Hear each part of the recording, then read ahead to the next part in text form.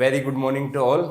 तो चलिए शुरू करते हैं आज की क्लास को। और आपको पता तो चल ही गया होगा, आपकी प्रीलिम्स की डेट डिक्लेयर हो चुकी है जो कि 30 मई है। तो अभी कुल मिलाकर अभी आप लोगों के पास जो ये 2 महीने का टाइम पीरियड बचा है, क्योंकि 2-4 दिन तो आप लोग ऐसे ही निकाल दोगे।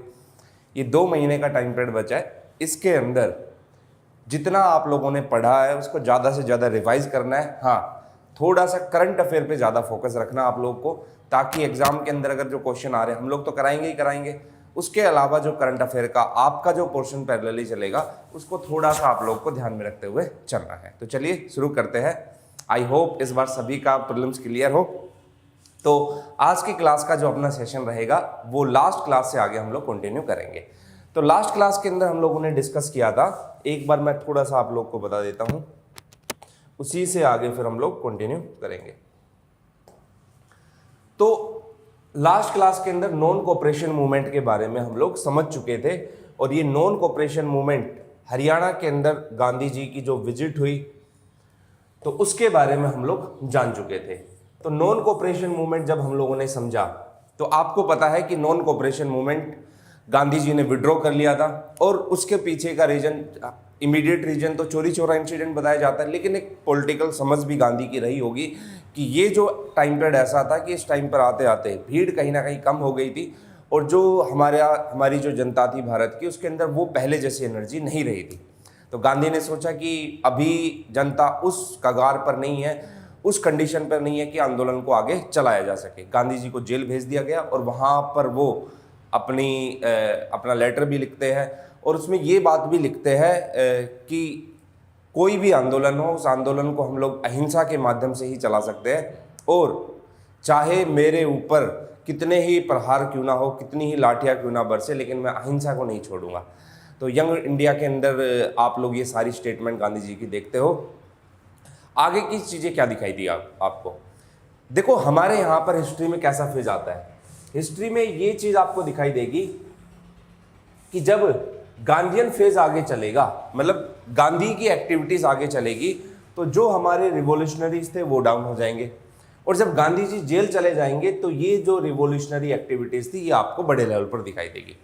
अब 1924 में, अक्टूबर 1924 में आपको दिखाई देगा हिंदुस्तान रिपब्लिक एसोसिएशन बन गई थी।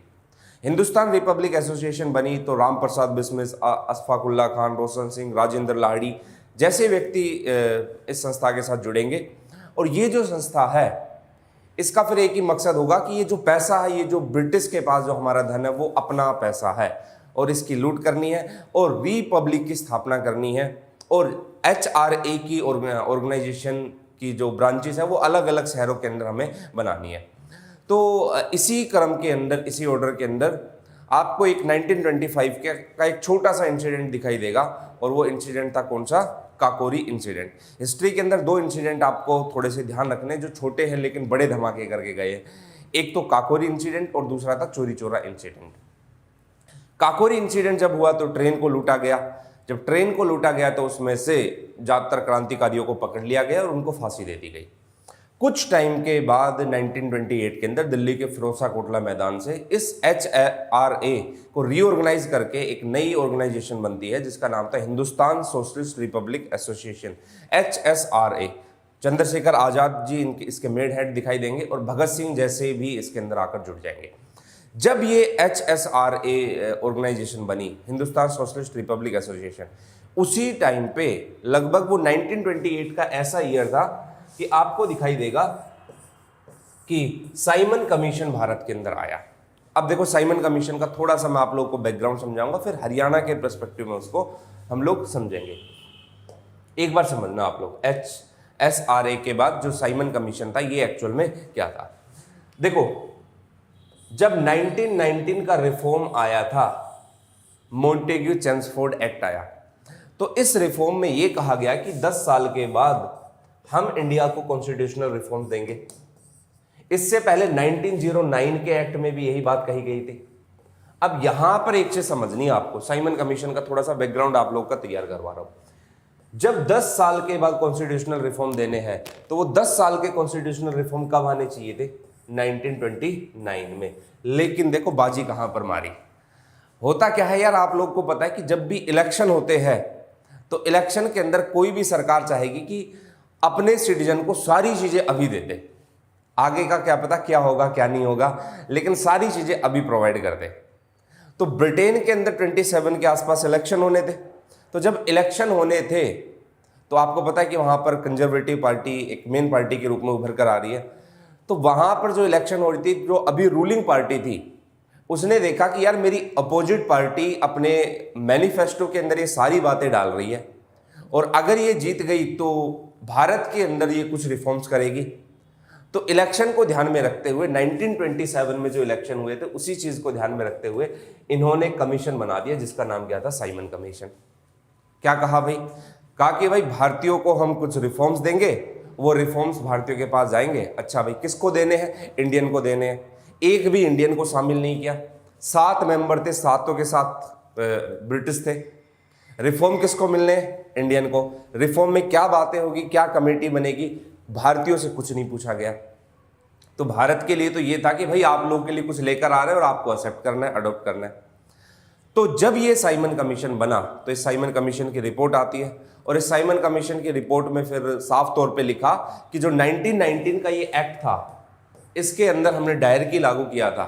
इस डायरकी को हटाकर हम एक रिस्पॉन्सिबल गवर्नमेंट लेकर आएंगे। सिंध प्रांत को अलग करेंगे, बर्मा को अलग करेंगे, वोटिंग राइट्स को कहीं ना कहीं बढ़ाने की बात की गई। इसके अंदर फेडरल गवर्नमेंट होगी, लेकिन सेंटर को हम लोग पावरफुल नहीं रखेंगे। तो ये कुछ बातें इस साइमन कमीशन में रखी गई। मॉडर्न हिस्ट्री में आप लोग पूरा डिटेल के अंदर पढ़ लेना, मैंने एक छोटा सा आप लोग को पॉइंट बता दिया। अब जब आप इस साइमन कमीशन के सारे पॉइंट्स को पढ़ते हो तो आपको ये दिखाई देगा कि ये भारत के लिए तो कुछ है ही नहीं। एक तो सबसे बड़ी प्रॉब्लम कि सारे के सारे मेंबर ब्रिटिश हैं, और दूसरी सबसे बड़ी प्रॉब्लम ये है कि इंडिया के लिए ना तो इसके अंदर डोमिनियन स्टेटस जैसे वर्ड का जिक्र किया गया, और ना यहाँ पर इंडिपेंडेंस जैसी चीज़ें या ना कॉन्स्टिट्यूएंट असेंबली जैसी चीज़ों का जिक्र किया गया।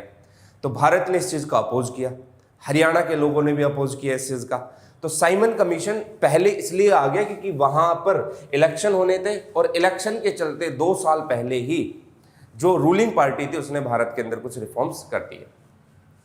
1927 में ये कमीशन बना जॉन साइमन की चेयरमैनशिप में, और इस कमीशन को भेज दिया गया कहां पर, इंडिया के अंदर।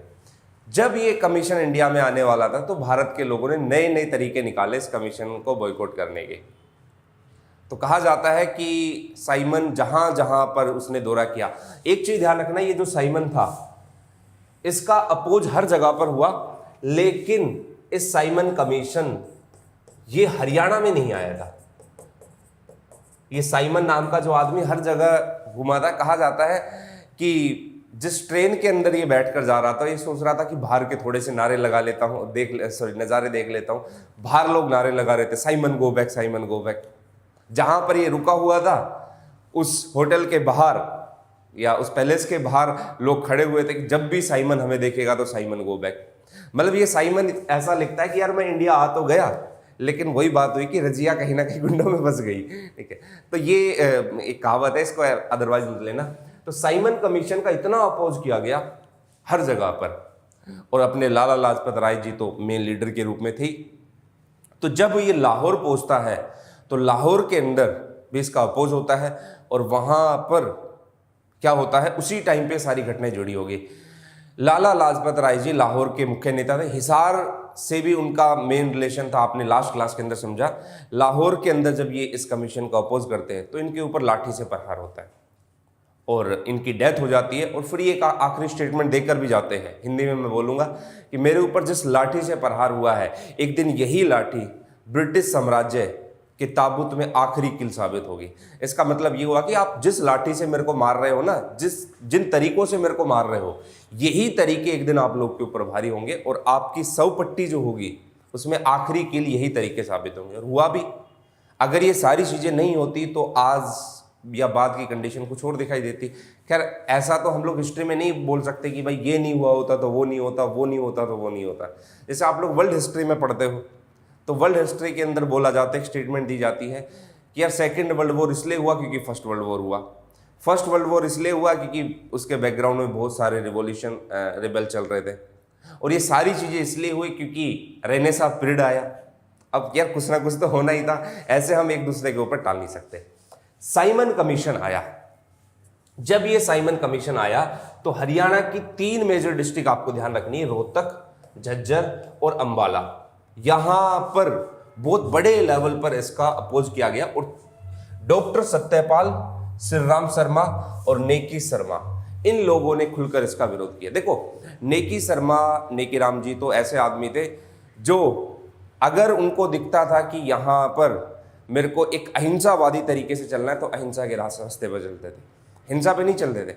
अगर लगता था कि हाँ थोड़ी आवाज उठाकर इस चीज को दबाया जा सकता है तो वो उस रास्ते पर चलते थे। जैसे वल्लभ भाई पटेल अपने जो थे हरियाणा के ऐसे ही कैसे कौन थे, नेकीराम शर्मा जी थे। तो नेकीराम शर्मा जी, सत्यपाल, श्रीराम शर्मा जी, इन्होंने हरियाणा के अंदर अपोज किया। अगर स्टेटमेंट में ये आ जाए कि क्या साइमन कमीशन हरियाणा पहुंचा था, ध्यान रखना नहीं पहुंचा था, हरियाणा के लोगों ने अपोज किया था इसका। इवन यहां तक ये भी देखा गया कि बच्चों से लेकर बुजुर्गों तक ने हरियाणा के अंदर से इसका साइमन कमीशन का अपोज किया। साइमन कमीशन ने अपनी रिपोर्ट्स दी। अब एक आपको चीज ध्यान रखनी, जब इस साइमन कमीशन की रिपोर्ट आती है, उस रिपोर्ट के अंदर मैंने आप लोग को बताया 1919 का जो डायरकी सिस्टम था उसको समाप्त करके रिस्पॉन्सिबल गवर्नमेंट की बात की। फेडरल स्ट्रक्चर होगा, लेकिन फेडरल स्ट्रक्चर के अंदर सेंटर पावरफुल नहीं होगा। अगला इसने वोटिंग राइट्स को बढ़ाने की बात की। एक पॉइंट इसने ये भी लिखा कि सिंध को एक अलग स्टेट का दर्जा दिया जाएगा, बर्मा को एक अलग स्टेट का दर्जा दिया जाएगा। ये कुछ बातें इन्होंने लिखी, किसने, साइमन कमीशन ने। लेकिन एक भी वो बात हमें नहीं लिखी जिसको हम लोग अडॉप्ट कर सके, एक्सेप्ट कर सके, और कोई भी इंडियन नहीं था इस कमीशन के अंदर, तो इस कमीशन का बॉयकॉट किया गया। यहां पर देखो क्या ध्यान रखना है, लाला लाजपत राय जी के ऊपर लाठी से प्रहार होता है और उनकी डेथ हो जाती है। अब इस घटना को भगत सिंह देख रहे थे, तो भगत सिंह को लगा कि यार हम इंडियन हैं और हमारे ऊपर ही ऐसा अत्याचार किया जा रहा है, हम एक चीज का सिर्फ अपोज कर रहे हैं और बदले में हमें लाठियां टिक रही है। किस चीज की ब्रिटेन की सरकार है ये, कैसी सरकार है जो ना तो बात सुनती है और ना बात करने के लिए बैठती है। तो ये थोड़ा सा पॉइंट मार दिया था मैंने। तो अब यहां पर भगत सिंह जैसे को समझ में आया और फिर भगत सिंह जाकर ज्वाइन करते हिंदुस्तान सोशलिस्ट रिपब्लिक एसोसिएशन और कहा कि भाई साहब लाला जी की मौत का बदला लूंगा। अब भगत सिंह तो भगत सिंह ठहरे भाई, अब लाला जी की मौत का बदला। और उस टाइम पे पुलिस अधीक्षक जो थे, जो सुप्रिंटेंडेंट थे, वो थे सैंडर्स। तो इन्होंने प्लानिंग की कि सैंडर्स की हत्या करेंगे और सैंडर्स की जब हत्या करेंगे तो इन्होंने ये किया, भगत सिंह, बटुकेश्वर दत्त, ठीक है भाई हम लोग चलते, और इन्होंने सैंडर्स की हत्या कर दी। जब सैंडर्स को इन्होंने मारा तो ये अंडरग्राउंड हो गए और जब ये अंडरग्राउंड हुए तो उसके बाद ये हुआ कि जो ब्रिटिश गवर्नमेंट थी वो निर्दोष लोगों को पकड़ने लग गई। और जब निर्दोष लोगों को पकड़ी तो इनको लगा कि यार ये तो गलत हो रहा है, हम तो कुछ और सोच के आए थे और हमें अब अपनी गिरफ्तारी देनी पड़ेगी, निर्दोष जनता को नहीं गिरफ्तार होने देना। इन्होंने फिर प्लानिंग की कि ऐसा करते हैं कि जब लेजिस्लेशन के अंदर, विधानमंडल के अंदर जब बिल पेश किए जाएंगे तो हम कुछ पर्चे वगैरह और कुछ नकली बम लेकर जाएंगे, उसको फेंकेंगे और अपनी गिरफ्तारी दे देंगे। और जब लेजिस्लेशन के अंदर ये जाते हैं तो बम फेंकते, वंदे मातरम के नारे लगाते, उससे किसी को नुकसान नहीं होता क्योंकि वो उसी टाइप के बने हुए थे। और उस टाइम पे एक तो ट्रेड डिस्प्यूट बिल पेश किया जा रहा था, एक पब्लिक सेफ्टी बिल जिसको गुलामी विधेयक नंबर 1 और 2 कहा जाता है, और ये बम फेंकते और अपनी गिरफ्तारी दे देते हैं ताकि जनता, ये ब्रिटिश जो है, जो जनता है, बाकी की जो जनता है उसको गिरफ्तार ना करे। ये सारी की सारी घटनाएं होती है। तो साइमन कमीशन का संबंध कहीं ना कहीं हिंदुस्तान सोशलिस्ट रिपब्लिक एसोसिएशन की स्टोरी से इस तरीके से जुड़ाई देखा है। जब इस साइमन कमीशन को लाया गया तो इंडिया ने इस कमीशन का अपोज किया और कहा कि भाई साहब हम तो इस कमीशन को नहीं अपनाएंगे। तो साइमन कमीशन को अडॉप्ट करने से मना कर दिया। मना किया तो उस टाइम पे एक सेक्रेटरी की पोस्ट पर एक आदमी हुआ करते थे जिसका नाम था बर्केनहेड, लॉर्ड बर्केनहेड। बर्केनहेड ने कहा कि यार ये कौन सी बात हुई कि आप लोग साइमन कमीशन की रिपोर्ट को नहीं अपना रहे हो, अगर इतना ही दमखम है, इतनी ही आप रिपोर्ट को नहीं अपनाते तो खुद से कोई रिपोर्ट बनाकर दिखा दो। तो जब उसने चैलेंज किया सेक्रेटरी ने, बर्केनहेड ने, कि आप खुद से अपनी एक रिपोर्ट तैयार करो फिर हम लोग उसके ऊपर बात करेंगे, तो फिर इसके अपोज में एक रिपोर्ट आती है जिसका नाम क्या था, नेहरू रिपोर्ट। नेहरू रिपोर्ट, जो कि मोतीलाल नेहरू ने इंट्रोड्यूस की थी। ये नेहरू रिपोर्ट जब आई तो इस नेहरू रिपोर्ट में कुछ बातें लिखी हुई थी, जैसे डोमिनियन स्टेटस इसका मेन पॉइंट था, लेकिन ना तो इसने मुस्लिमों के लिए कुछ लिखा और ना इसने इंडिपेंडेंस की बात की। दूसरी तरफ नाराज थे इनके बेटे भी, जवाहरलाल नेहरू। वो बोलते थे कि पापा ये कौन सी बात हुई डोमिनियन स्टेटस, मैं अगले ही साल इंडिपेंडेंस लेकर आने वाला हूं, मैं तिरंगा झंडा फहराऊंगा और आप पापा बोल रहे हो कि डोमिनियन स्टेटस। तो इसने कहा कि बेटा समझते हैं बात को, डोमिनियन स्टेटस ले लो काफ़ी है। बेटा नाराज़ हो गया, ऊपर से जिन्ना साहब नाराज़ हो गए। तो जिन्ना अपना लेटर एग्रीमेंट इंट्रोड्यूस करते हैं अलग से, और जो नेहरू थे जवाहरलाल नेहरू, वो 31 दिसंबर 1929 को पूर्ण स्वराज डे के ऊपर बात करेंगे। तो नेहरू साइमन कमीशन के बेस पर ही नेहरू रिपोर्ट आई, लेकिन वो उसको कोई ज़्यादा सक्सेस मिली नहीं, तो फिर पूर्ण स्वराज डे जैसी चीज़ें आई। खैर वो चीज़ें तो साइड बाय साइड चलती रहेगी। देखो हिस्ट्री में यही खासियत है, हिस्ट्री में इतनी सारी घटनाएं हैं ना, इतने सारे इंसिडेंट एक साथ चलेंगे और आपको उन सभी इंसिडेंट को एक साथ जोड़ देना है, मतलब समझ लेना है कि हाँ ये हो रहा है तो ये इसके चलते ही। जैसे आपको मैं गारंटी देता हूं कि आपके प्रीलिम्स एग्जाम में 2-4 सवाल तो ऐसे मिलते ही मिलते हैं जिसके अंदर हिस्ट्री की यहाँ की जो इंसिडेंट्स है वहां से क्वेश्चन पूछे जाए कि पहले कौन सी घटना हुई फिर कौन सी घटना हुई। अब देखते हैं, जब ये साइमन कमीशन आया तो हरियाणा के अंदर तो ये नहीं पहुंचा था, लेकिन इन 3 जगह पर इसका क्या किया गया, अपोज किया गया। अब एक चीज आपको ध्यान रखनी है, एक सभा थी नौजवान भारत सभा। ये जो नौजवान भारत सभा थी ये कहीं ना कहीं उसी सभा की तरह काम कर रही थी जो हिंदुस्तान सोशलिस्ट रिपब्लिक एसोसिएशन थी। नौजवान भारत सभा हरियाणा की एक ऐसी सभा थी जो कहां पर इंट्रोड्यूस हुई थी, रोहतक। आज भी आप लोग जाओगे तो रोहतक के लोगों के अंदर एक गर्म खून दिखाई देता है, कोई इसको वैसे में नहीं लेगा भाई। आज भी रोहतक याद किया जाता है कि हाँ हमारा एक बड़ा कंट्रीब्यूशन रहा है आज़ादी के अंदर, और ये चीज़ ऐसे ही नहीं आई। इस नौजवान भारत सभा की अगर मैं बात करूं तो इन्होंने साइमन कमीशन विरोध के इतने तरीके निकाले थे कि ब्रिटिश सरकार के नाक में दम भर दिया।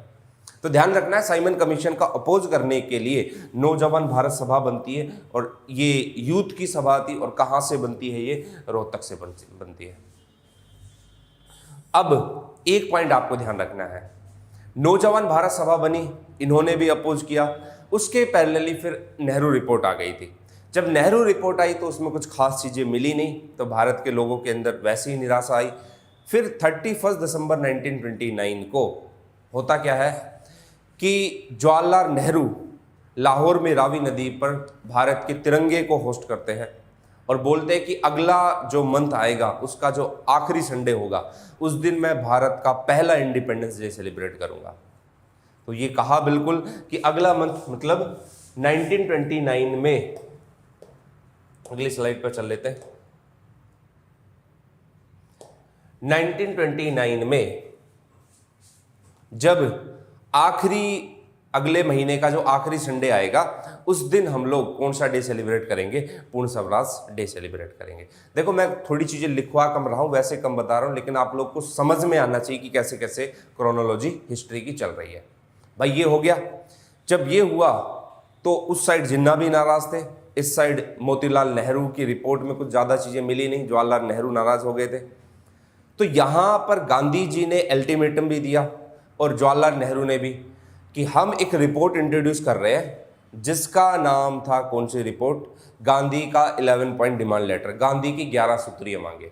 वही राजनीतिक कैदियों की रिहाई, जो सेना का एक्सपेंडिचर उसको कम किया जाए, नमक कानून को ख़त्म किया जाए, ये सारी की सारी चीज़ें, मद्य निषेध को हटाया जाए, ये सारी चीज़ें, अल्कोहल को बैन किया जाए, ये सारी चीज़ें। तो गांधी ने अपनी 11 डिमांड रख दी किसके सामने, उस टाइम पे वायसराय हुआ करते थे लॉर्ड इरविन। इरविन के सामने जब अपनी 11 डिमांड रखी तो इरविन को कहा कि भाई 1 साल का टाइम है, अगर आपने हमारी डिमांड को पूरा नहीं किया तो कांग्रेस क्या शुरू करेगी, सिविल डिसोबीडियंस मूवमेंट स्टार्ट करेगी। और इरविन ने डिमांड को पढ़ा तक भी नहीं, इरविन ने मना कर दिया कि नहीं, बिल्कुल नहीं करेंगे डिमांड पूरी। गांधी जी ने एक स्टेटमेंट दी कि यार मैंने तो घुटने टेक कर रोटी मांगी थी और बदले में मुझे तो पत्थर मिल रहा है। यार मैंने तो थोड़ी बहुत ही डिमांड रखी थी, लेकिन ब्रिटेन की सरकार तो बात करने के लिए तैयार नहीं है। अब होगा जन आंदोलन। और फिर फाइनली क्या हुआ, गांधी जी एक नए तेवर में दिखाई देंगे कि ब्रिटिश सरकार सिर्फ किसकी भावनाओं को समझती है, पत्थर की हिंसा की भावना को। मतलब ऐसी स्टेटमेंट नहीं देंगे, लेकिन एक पॉइंट नजर आएगा। तो 11 point demand letter Gandhi ji ने रखा, उसको नहीं माना गया, तो फिर उसके बदले में गांधी जी अब सोल्ट सत्याग्रह शुरू करेंगे, नमक सत्याग्रह। अब देखना है, उसी नमक सत्याग्रह के बैकग्राउंड में आपका सिविल डिसोबीडियंस मूवमेंट था। ये होता क्या है सुनना। गांधी जी बोलेंगे कि भाई हमें नमक को चुनना है। उस टाइम पे क्या था कि इंडियन को अलाउ नहीं था नमक बनाने को लेकर, और नमक पर टैक्स भी बहुत ज़्यादा लगाया जाता था। और नमक पर ये प्रॉब्लम भी थी कि अगर आपको नमक खरीदने जाना तो नमक के चार्जेस भी काफ़ी महंगे थे उस टाइम पे। अब क्वेश्चन आता है यूपीएससी में भी, नमक को ही क्यों चुना? सबसे बड़ा रीजन, हिंदू मुस्लिम दोनों की यूनिटी नमक के साथ जुड़ी हुई है। अब ऐसा तो नहीं है कि हिंदू नहीं खाएगा और मुस्लिम नहीं खाएगा। अगर कोई सा नहीं खाएगा तो आयोडीन की कमी होगी, गोइटर डिजीज होगी। एक तो हिंदू मुस्लिम की एकता से जुड़ा हुआ है, दोनों को जोड़ सकता है, क्योंकि यहाँ पर लगेगा कि यार अगर नमक का मामला है तो नमक एक ऐसा मैटर है कि जिसमें सबको कंबाइन किया जा सके। दूसरा सुनना, अमीर और गरीब, जमींदार हो या कोई भी ग्रुप हो, जो अब तक अलग अलग थे, उनको भी इस आंदोलन के अंदर शामिल होने का मौका मिल जाएगा। ये सोच थी। तीसरी सोच समझना, नमक का मामला कोई ऐसा है जो किसी रिलीजन से नहीं जुड़ा हुआ है, क्योंकि अगर हम कोई भी ऐसी चीज़ उठाते तो हो सकता है वो कि खास एक रिलीजन से जुड़ी हुई हो।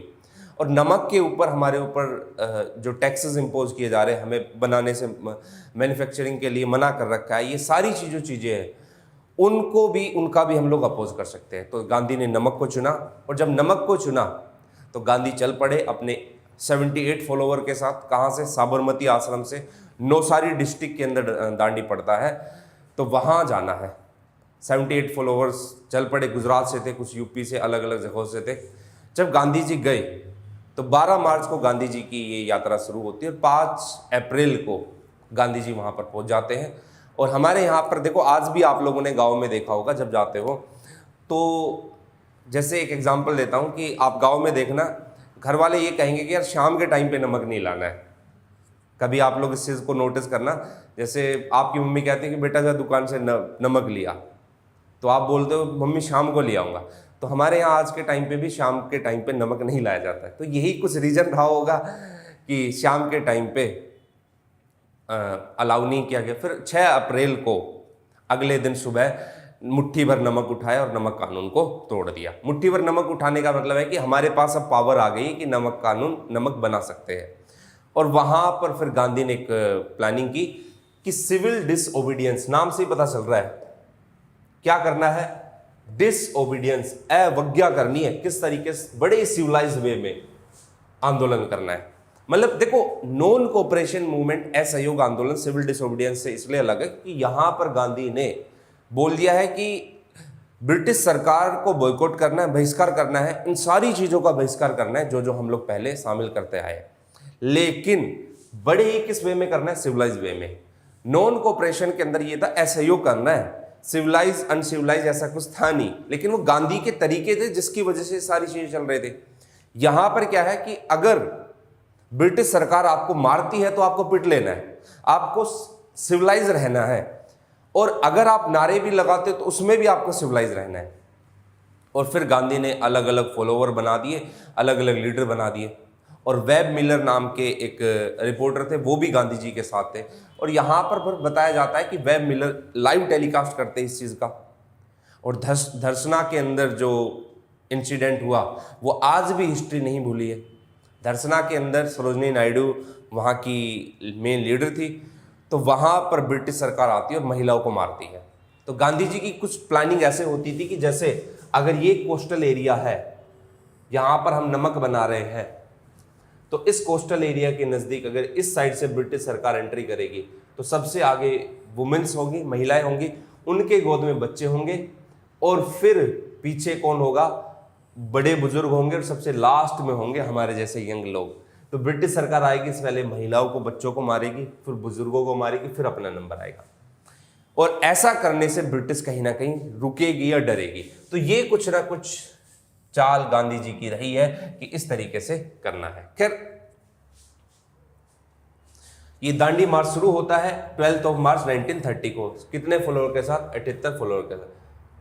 अब एक चीज आपको जो ध्यान रखनी, अंबाला से लाला सूरजभान जो थे वो एक रिप्रेजेंटेटिव के रूप में आपको दिखाई देंगे। और इवन आपको ऐसा भी दिखाई देगा कि ये जो सिविल डिसोबीडियंस मूवमेंट था, इसमें हरियाणा से ये 3 नेम आपको ध्यान रखने हैं। अंबाला से ही वुमेन पार्टिसिपेशन एक बड़े लेवल पर दिखाई देगा, जो कि एक अच्छी बात थी हरियाणा के लिए।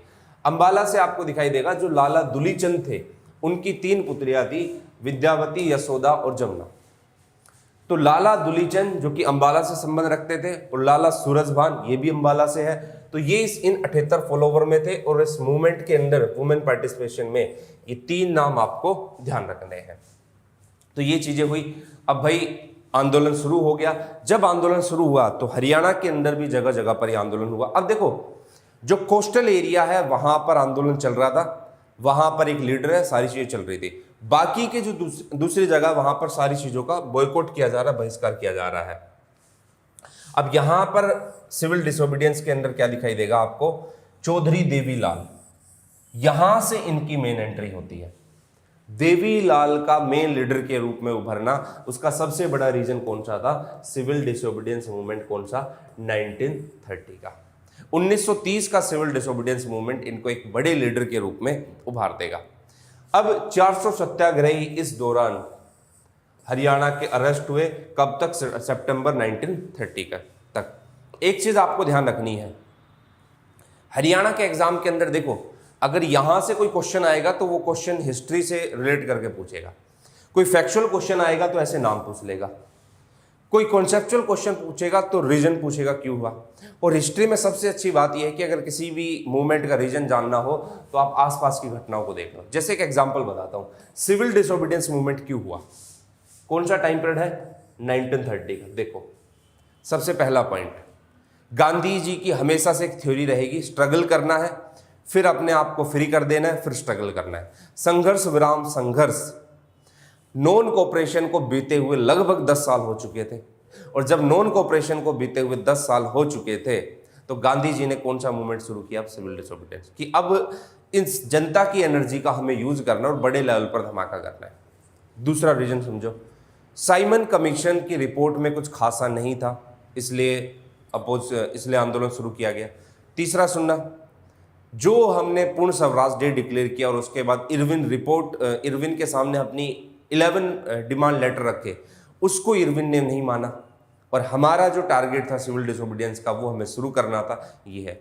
फिर वर्ल्ड लेवल पर भी ऐसे बहुत सारे रीजन आप लोग को दिखाई दे जाएंगे, लेकिन हाँ, हर आंदोलन के पहले 2-4 चीज़ें किताबें लिखी देती है, महंगाई, भूखमरी, बेरोजगारी, ये सारी चीज़ें, ब्रिटिश की पॉलिसीज, नीतियाँ।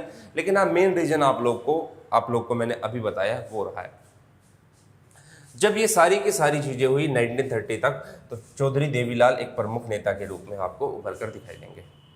सिविल डिसोबीडियंस मूवमेंट हरियाणा के अंदर तो अब कुछ खासा इतना पार्ट रहा नहीं इसका, लेकिन अब मैं आप लोग को इसके पार्ट बताता हूँ।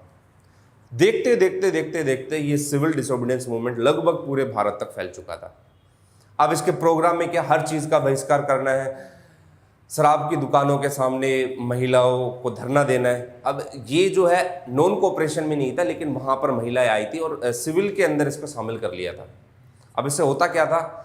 गांधी जी की सोची समझी साजिश होती थी। और गांधी, देखो, अगर किसी शराब की दुकान के सामने कोई महिला धरना दे रही तो शराब खरीदने कौन आता था? शराब खरीदने के लिए आसपास के लोग ही आते थे। ऐसा थोड़ी ना कोई ब्रिटिश आएगा वहाँ से कि चलो इंडिया की शराब को चखते नहीं। और अगर महिला है तो हमारा समाज उस टाइम पे इस चीज़ों को बड़ा ही ऐसा मानता था कि यार, अगर मैं शराब पी रहा हूँ और मेरी पत्नी को पता चल गया या मेरे घर वाले को पता चल गया तो बड़ा ही अपमान समझता था उस चीज़ को। तो ये चीज़ें हुई। अब वहाँ पर अगर महिलाएं धरना दे रही है और कोई खरीदने आ रहा है तो उसको दिख गया कि भाई ये तो अपनी वाली है और ये वो है जो अपनी बनने वाली है, ठीक है, मजाक था भाई। तो फिर वो उस चीज़ को नहीं खरीदेगा, तो इससे ब्रिटिश का रेवेन्यू कम होगा और जब रिवेन्यू कम होगा तो ब्रिटिश सरकार देखेगी कि यार इनकी डिमांड क्या है, क्या चीज़ें ये लोग चाह रहे हैं। तो ये गांधी जी की सोची समझी साजिश थी कि शराब की दुकान के बाहर महिलाओं को धरने दिलवाना, ताकि खरीदारी कम हो, और जब खरीदारी कम होगी तो इसके चलते क्या होगा, ये होगा कि रिवेन्यू कम होगा तो ब्रिटिश सरकार बात करने के लिए आएगी। तो सिविल डिसोबीडियंस मूवमेंट जब पूरे इंडिया में और इवन हरियाणा में फैल चुका था, अब फिर ये दोबारा इरविन आएगा कि भाई साहब गांधी जी बात कर लेते, आओ बैठकर। तो गांधी ने कहा कि बेटा अब आया ना पहाड़ पे, जब तक तो मैं कह रहा था कि भाई डिमांड कर, मान ले मेरी 11 डिमांड है, मान ले, लेकिन तू सुनने को तैयार नहीं है, और अब तू कह रहा है कि ठीक है बैठ के बात कर लेते हैं। फिर दोनों ने कहा चलो दिल्ली चलते, दिल्ली में बैठ के बात करेंगे। तो दिल्ली के अंदर इन दोनों के बीच में एक समझौता हुआ 5 मार्च 1931 को, और लगभग वो सारी डिमांड्स वही थी जो गांधी ने इरविन के सामने रखी थी 11 पॉइंट डिमांड लेटर में, इस मूवमेंट को के शुरू होने से पहले। उसमें एक पॉइंट ये भी था कि जो पॉलिटिकल प्रिजनर्स हैं उनको रिहा कर दिया जाएगा, राजनीतिक कैदियों की रिहाई हो जाएगी, और अगर किसी व्यक्ति को गिरफ्तार किया गया है किसी की हत्या के आरोप में, उसकी रिहाई नहीं होगी। भगत सिंह, राजगुरु, सुखदेव, इनके ऊपर सांड्रस की हत्या के आरोप लगे हुए थे। देश के अंदर जो है कुछ रिवोल्यूशनरी एक्टिविटीज़ के अंदर ये आरोप इनके ऊपर लगे हुए थे। तो 5 मार्च 1931 को दोनों के बीच समझौता हुआ। समझौते में देखो क्या हुआ, इरविन ने कहा कि गांधी जी आपको मेरी बात माननी पड़ेगी, मैं आपकी बात मानूंगा। तो गांधी की पहले से डिमांड तैयार थी, गांधी ने तो उसको रख दिया। तो इरविन ने कहा कि ठीक है मैं मानता हूं, अब आपको क्या करना पड़ेगा, इस सिविल डिसोबीडियंस मूवमेंट को वापस लेना होगा, विड्रॉ करना पड़ेगा। दूसरा, आप लोग के रिफॉर्म्स के लिए हम लोग लंदन के सेंट जेमे प्लेस के अंदर गोलमेज सम्मेलन बिठा रहे हैं। और पहला जो गोलमेज सम्मेलन हुआ था, राउंड टेबल कॉन्फ्रेंस हुई थी, वो फेल हो गई थी क्योंकि आप लोगों ने पार्टिसिपेट नहीं किया। ठीक है, अब क्या, सेकेंड राउंड टेबल कॉन्फ्रेंस के अंदर आपको पार्टिसिपेट करना होगा, आप एक रिप्रेजेंटेटिव के तौर पर जाओगे। गांधी जी ने कहा कि ठीक है। गांधी ने कहा कि सिविल डिसोबीडियंस मूवमेंट अभी विड्रॉ कर रहा हूं, लेकिन अगर वहां से मेरे को कुछ खास अचीवमेंट, कुछ अच्छी चीज नहीं मिली तो मैं दोबारा आके सिविल डिसोबीडियंस मूवमेंट को शुरू करूंगा। ठीक है भाई, बात मान ली गई। उस टाइम पे सिविल डिसोबीडियंस मूवमेंट को विड्रॉ कर लिया गया, और 23 मार्च 1931 को गांधी और इरविन के बीच 5 मार्च 1931 को गांधी इरविन के बीच में समझौता हुआ, और 23 मार्च को 23 मार्च 1931 को भगत सिंह, राजगुरु, सुखदेव को फांसी दे दी गई। जब फांसी दी गई तो इस टाइम पे फिर ये होता है कि एक तो सिविल डिसोबीडियंस मूवमेंट को विड्रॉ कर लिया है, दूसरा जो हमारे नौजवान हैं, इवन ये रोहतक वाली सभा भी, ये नौजवान गांधी जी से कहीं ना कहीं नाराज होंगे। और 30 मार्च को 30 मार्च को जब गांधी पहुंचते हैं कहाँ पर, कराची सेशन के अंदर, वल्लभ भाई पटेल उसके प्रेसिडेंट थे, और वहाँ पर गांधी जी को काले झंडे दिखाए जाते हैं। फिर गांधी जी एक स्टेटमेंट देते हैं कि गांधी मर सकता है लेकिन गांधीवाद नहीं, मतलब आप मेरे को मार सकते हो लेकिन मेरे आइडियाज़ को नहीं, आइडियोलॉजी को नहीं मार सकते। तो ये स्टेटमेंट वहाँ पर आपको दिखाई देगी। खैर, फिर गांधी जी जाते हैं कहाँ पर, राउंड टेबल कॉन्फ्रेंस में भाग लेने के लिए। गांधी जी को कहा जाता है कि आ गया अब अर्धनग्न फकीर, आधा नंगा फकीर, ये स्टेटमेंट गांधी जी के बारे में दी जाती है। गांधी जी वहां पर जाते लेकिन कुछ खास अचीवमेंट मिली नहीं, और गांधी जी वापस लौट आए। और वापस लौट के आने के बाद तो सिविल डिसोबीडियंस मूवमेंट पार्ट 2 शुरू करना था। लेकिन जब ये सिविल डिसोबीडियंस मूवमेंट पार्ट 2 शुरू करने वाले थे, इस टाइम पे फिर एक नए वायसराय भारत में बनकर आए जिनका नाम था वेलिंगटन। वेलिंगटन कहेंगे यार इस आदमी ने बड़ा नाक में दम भर रखा है। और जब गांधी इस मूवमेंट को शुरू करते 32 के अंदर, गांधी जी को पकड़ लिया जाता है और जेल में डाल दिया जाता है। जब जेल में डाल दिया, पुणे की जेल में थे गांधी, जब जेल में डाल दिया जाता है तो कुछ टाइम के बाद ये सिविल डिसोबीडियंस मूवमेंट अपने आप शांत हो गया था, और 34 के अंदर इस पार्ट 2 को भी विड्रॉ कर लिया जाएगा। फिर 32 के अंदर आपको 2 स्टोरी और दिखाई देगी। एक तो आपको दिखाई देगा कि कम्युनल अवार्ड था, सांप्रदायिक पंचांग था, और एक आपको दिखाई देगा गांधी और अंबेडकर के बीच में एक समझौता होता है जिसको बोलते हैं पूना पैक्ट। वो सारी चीज़ें आप लोग और ज़्यादा भरत सर से पढ़ लेना। खैर, मैंने मोर देन इनफ आप लोग को इसके अंदर बता दिया है। अब आगे बढ़ते हैं। जब ये सारी की सारी घटनाएं हुई, उस दौरान बीच में 34 के बाद मैं आप लोग को थोड़ा सा बता देता हूँ। देखो, हरियाणा से जिनका संबंध है उसके ऊपर हम लोग बातें कर लेंगे। 34 के बाद मूवमेंट को वापस ले लिया गया। जब मूवमेंट वापस लिया गया उसके बाद 1935 का गवर्नमेंट ऑफ इंडिया एक्ट आया। उसमें हिस्ट्री की कुछ बातें थी, हरियाणा से ऐसा सच कोई लेना देना उसका ज़्यादा था नहीं। 35 के बाद आपको दिखाई देगा कि 38 के अंदर हरिपुरा सेशन होता है। उस हरिपुरा सेशन के अंदर सुभाष चंद्र बोस जी बनकर आते हैं किसके, कांग्रेस के प्रेसिडेंट। 39 में त्रिपुरी सेशन हुआ। इस त्रिपुरी सेशन में होता क्या है, एक तरफ सुभाष चंद्र बोस जी थे और एक तरफ गांधी के एक कैंडिडेट थे जिनको गांधी ने खड़ा किया था, पट्टाभी सीतारमैया। और सुभाष चंद्र बोस जी उस इलेक्शन के अंदर पट्टाभी को हराते हैं। गांधी जी स्टेटमेंट देते कि ये पट्टाभी की हार नहीं, ये मेरी हार है। और फिर वहाँ पर गांधी जी के दबाव में या फिर और भी बहुत सारी कंडीशन रही है, 39 के अंदर सुभाष चंद्र बोस जी कांग्रेस पार्टी से रिजाइन कर देते और रेजिग्नेशन देकर अपनी खुद की एक पार्टी बना लेते जिनका नाम था फॉरवर्ड ब्लॉक पार्टी। और फिर बोलते हैं कि इस टाइम ये 1939 का वर्ल्ड वॉर का टाइम पीरियड है और इस वर्ल्ड वॉर के टाइम पीरियड पे मेरे को दूसरी कंट्री की हेल्प लेनी है, मदद लेनी चाहिए हम लोग को, क्योंकि अभी मौका अच्छा है और ब्रिटिश सरकार को हम लोग धूल चटा सकते हैं। लेकिन वही स्टेटमेंट गांधी जी बोलते हैं कि अभी ब्रिटेन की सरकार मजबूरी में, मजबूरी का फ़ायदा नहीं उठाना चाहिए। और फिर स्टेटमेंट आने लग गई, मजबूरी का नाम महात्मा गांधी। ठीक है, चलो खैर, तो मजबूरी में मजबूरी का फ़ायदा नहीं उठाना चाहिए।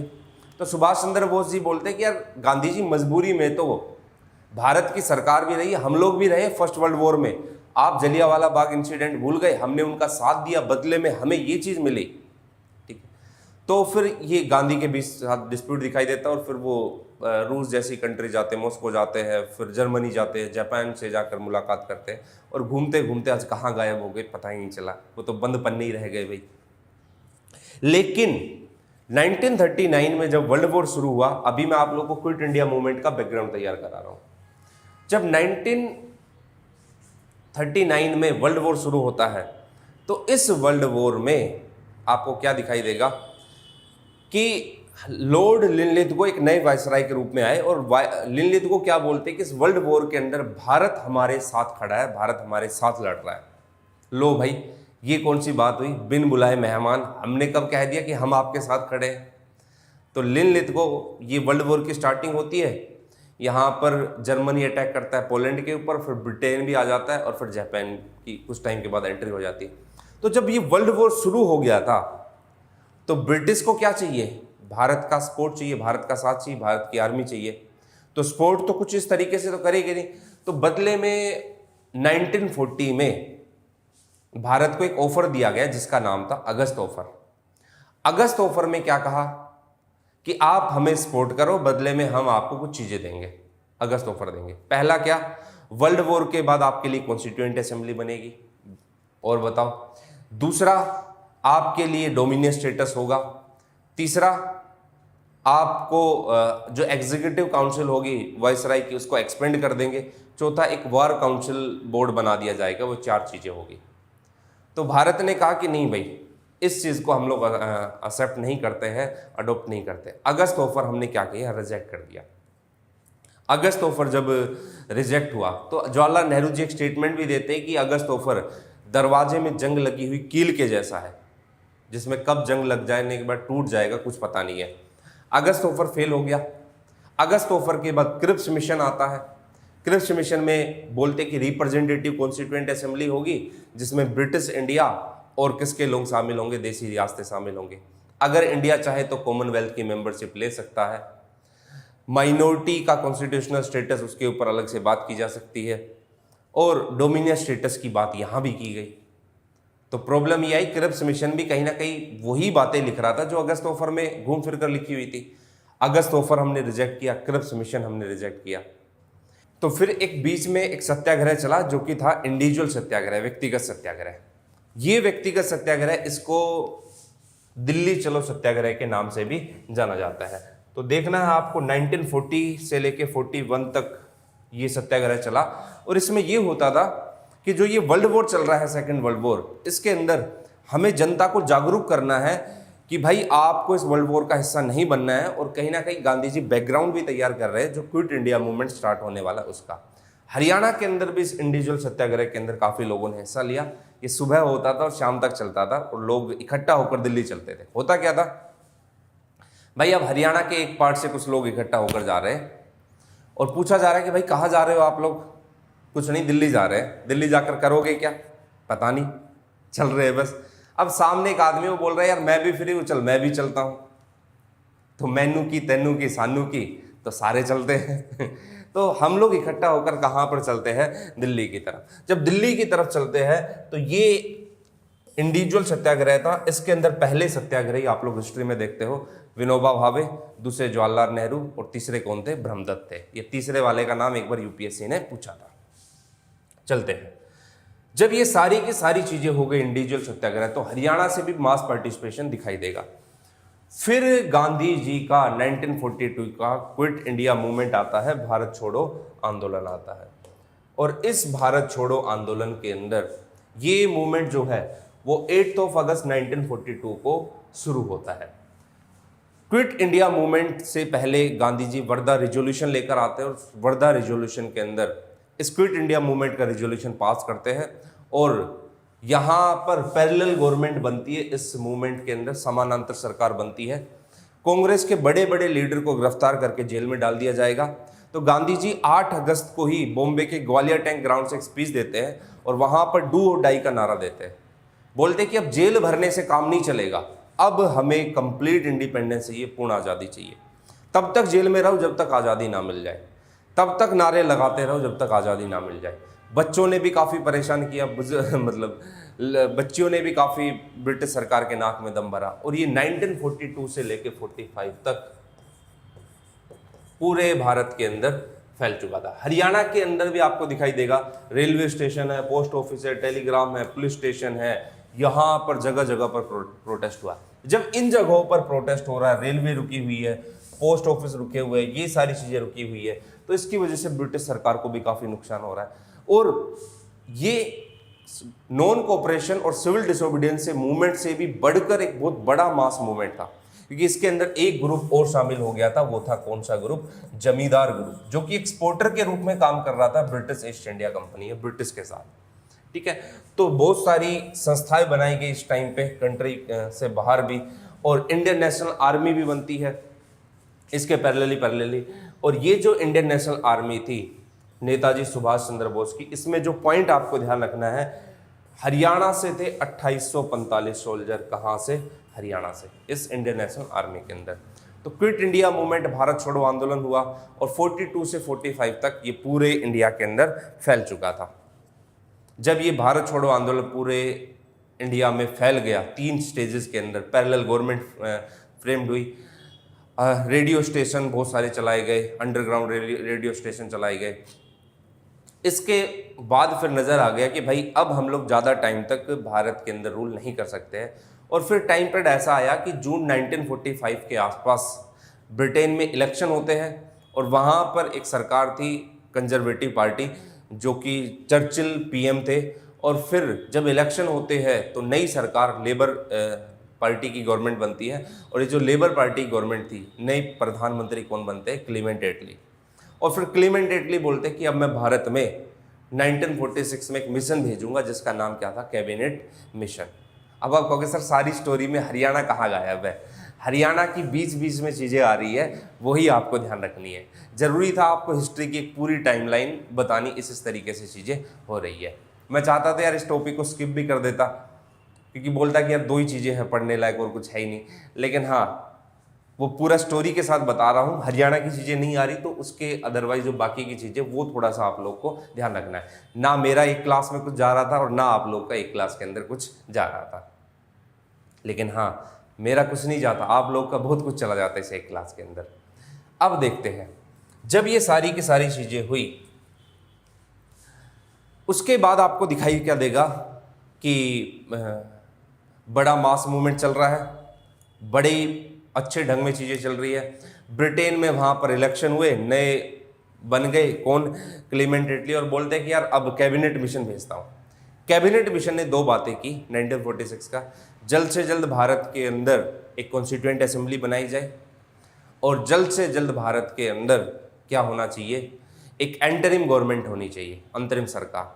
तो ये कैबिनेट मिशन ने कुछ बातें लिखी।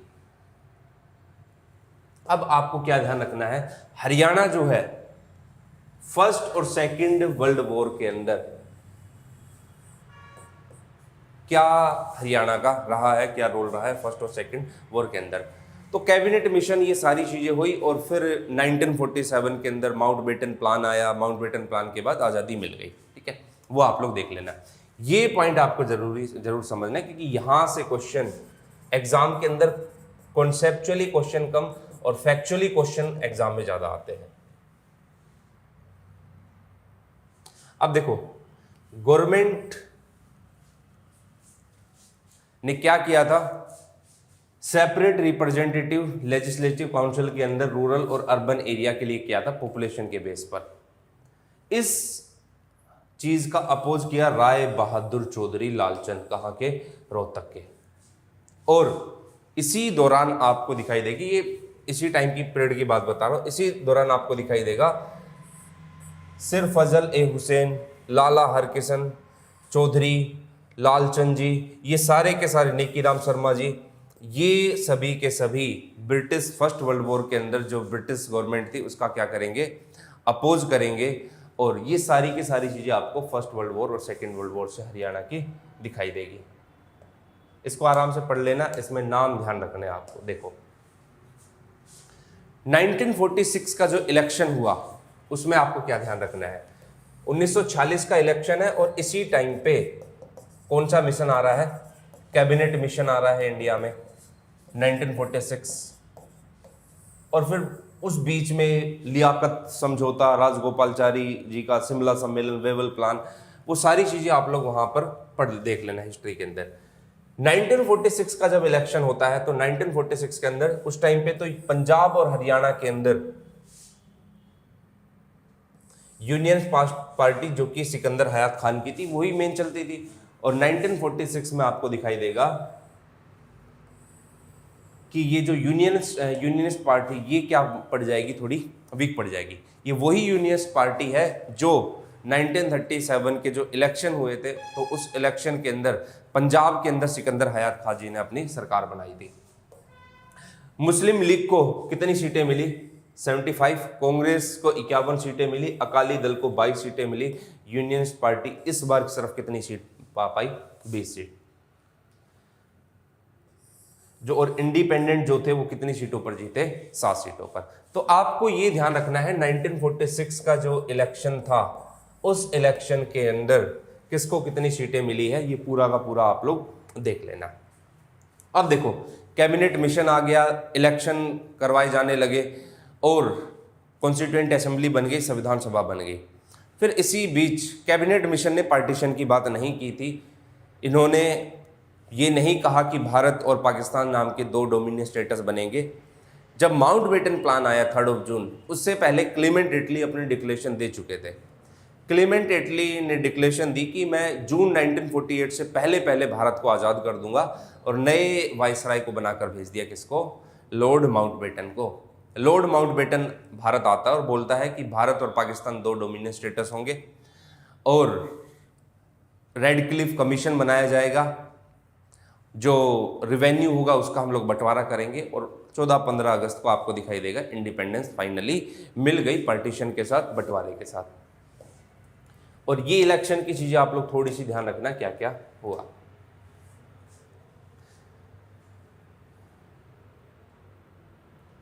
यूनियनिस्ट जो पार्टी बनी उसके अंदर आपको ध्यान रखना कि हरियाणा से कौन थे, चौधरी लहरी सिंह।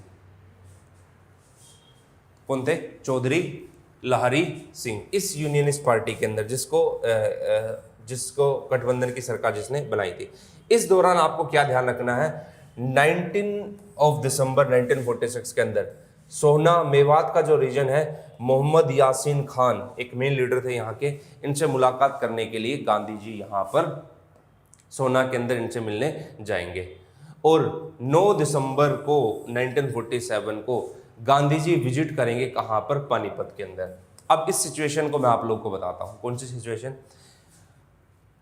19 दिसंबर 1946 को विजिट करेंगे सोहना मोहम्मद यासिन खान से, और 9 दिसंबर 1947 को कहाँ पर, पानीपत के अंदर। अब ये क्यों मैं आप लोग को बता रहा हूँ विजिट करेंगे, देखो आपको एक चीज और ध्यान होगा, जब 1947 में पूरा देश आज़ादी की लहर में दौड़ रहा था, तो उस टाइम पे गांधी जी कहाँ पर थे, नोअखली के अंदर थे, दंगे चल रहे थे। देखो गांधी जी एक ऐसा चेहरा थे जो हिंदू और मुस्लिम दोनों के लिए एक बड़े चेहरे के रूप में दिखाई देते थे। और गांधी जी को यह भी पता था कि अगर मैं किसी एरिया में जाता हूं और वहां पर हिंदू और मुस्लिम है तो मेरी बात को कहीं ना कहीं सुना जाएगा, और दूसरा क्या होगा कि अगर वहां पर किसी चीज को लेकर दोनों में सांप्रदायिक दंगे हो रहे वो भी रुक जाएंगे। और खुद रामचंद्र गुहा जी की बुक में भी ये बात मेंशन की गई है कि अगर गांधी जी 15 अगस्त के दिन दिल्ली के अंदर आज़ादी का जश्न मनाते होते तो नोअखली के अंदर और ज़्यादा लोग मारे जाते। तो गांधी जी ने जनसभाएं की, वहाँ पर गांधी जी ने यात्रा की, और सेम चीज़ आपको यहाँ पर पानीपत में दिखाई देगी। पानीपत, आप एक चीज़ देखो, पानीपत हुआ, सोहना मेवात रीजन हुआ, ये वो रीजन है, गुरुग्राम रीजन हुआ, ये उस टाइम के वो रीजन है जो हिंदू और मुस्लिमों का गढ़ हुआ करते थे। मुस्लिम आज भी यहाँ पर ज़्यादा दिखाई देंगे। और यहाँ पर ये होता था कि जैसे हमारे जो दादा परदादा जी जो जैसा बताते हैं कि यार एक टाइम ऐसा आया था कि अगर किसी हिंदू को सामने जाता हुआ, मतलब किसी को भी सामने जाता हुआ एक दाढ़ी वाला और टोपी लगाए, मतलब मुस्लिम नज़र आ रहा है, मतलब ऐसे ये नहीं कोई भी हो चाहे, और उसको ये लग रहा है कि हाँ भाई ये है, तो वो उसको क्या करते थे, मारना शुरू, पत्थर बरसाना शुरू। तो ये चीज़ें यहाँ पर दिखाई देती थी, वो बड़ी प्रॉब्लम थी। तो गांधी जी को पता था कि अगर मैं कहीं पर एक जगह विजिट करता हूँ तो मेरे विजिट करने मात्र से वहाँ पर हजारों लोग बच सकते हैं, तो मेरे को वहाँ पर जाना चाहिए। तो 9 दिसंबर 1947 को गांधी जी यूनाइट होने की अपील करते हैं और देश के अलग अलग जगहों पर गांधी जी जाते हैं। और फिर गांधी जी के इसके साथ चीज़ें कम भी हुई, कहीं ना कहीं यूनिटी भी दिखाई दी हिंदू और मुस्लिम के बीच में। और फिर एक टाइम पीरियड ऐसा आया कि 1947 के अंदर देश आज़ाद तो हुआ लेकिन एक घाव के साथ, और वो घाव कौन सा था, पार्टीशन का घाव, विभाजन का। लेकिन पार्टीशन के बारे में ये भी कहा जाता है कि उस टाइम पे गांधी जी के सामने दो सिचुएशन थी, या तो देश में जो वॉर चल रहा था जो वो इसी तरीके से चलता रहे, गृह युद्ध, सिविल वॉर, हिंदू मुस्लिम को मार रहे हैं। सरकारी डेटा बताता है कि 20-22 लाख के आसपास मारे गए, लेकिन एक्चुअल तो कुछ और ही था। या तो इसको ऐसे ही चलने दिया जाए या फिर देश का पार्टीशन किया जाए। वल्लभ भाई पटेल जी भी एक स्टेटमेंट देते हैं कि अगर शरीर का एक हिस्सा खराब हो जाए तो उसको काट देना ज़्यादा बेटर है, ताकि उसको आगे लेने से बेटर से, क्योंकि वो पूरे शरीर में फिर घाव फैलाएगा। और फिर देश का विभाजन हुआ और देश को आज़ादी मिल गई। और ये थी इसी के साथ हिस्ट्री की स्टोरी, और किसकी स्टोरी, हरियाणा की स्टोरी। आई होप आपको अच्छे से समझ में आई होगी। तो चलिए अब मिलेंगे हम लोग नेक्स्ट क्लास के अंदर एक नए टॉपिक के साथ। अपना हिस्ट्री का ये वाला पोर्शन मैंने कवर करा दिया है, और आप अच्छे से पढ़िए। 30 मई का एग्ज़ाम है। बस एक ही चीज़ ध्यान रखना कि अब आपके सामने दो ही चीज़ें होनी चाहिए, सामने किताब और 30 तारीख। एक एक दिन जो है, एक एक मिनट, एक एक घंटा आपका इस तरीके से गुजरना चाहिए कि यार इस बार नहीं तो फिर कभी नहीं। क्योंकि ध्यान रखना ये वैकेंसी जो है बार बार नहीं आती, 2 महीने काफ़ी है। 2 महीने अच्छे से पढ़ लो दबा के, कुछ बिगड़ नहीं जाएगा। और अगर इस बार छोड़ दिया तो फिर 3-4 साल के बाद वैकेंसी आएगी। और बहुत सारे स्टूडेंट जो देख रहे होंगे उसमें ऐसे भी होंगे जिनकी एज क्रॉस कर चुकी होगी, जिनका लास्ट अटेम्प्ट होगा ये। तो आपको भी ध्यान रखना है, हरियाणा की वैकेंसीज है। अगर आपको हरियाणा के अंदर एक अच्छी पोस्ट पानी है तो इस 2 महीने को आप जी जान से लगा दो। भूल जाओ होली दिवाली क्या है क्या नहीं है, और इस एग्ज़ाम के रंग में रख जाओ। बस यही शुभकामनाएं आप लोग के लिए। चलिए तो मिलते हैं अब नेक्स्ट क्लास के अंदर। Thank you so much.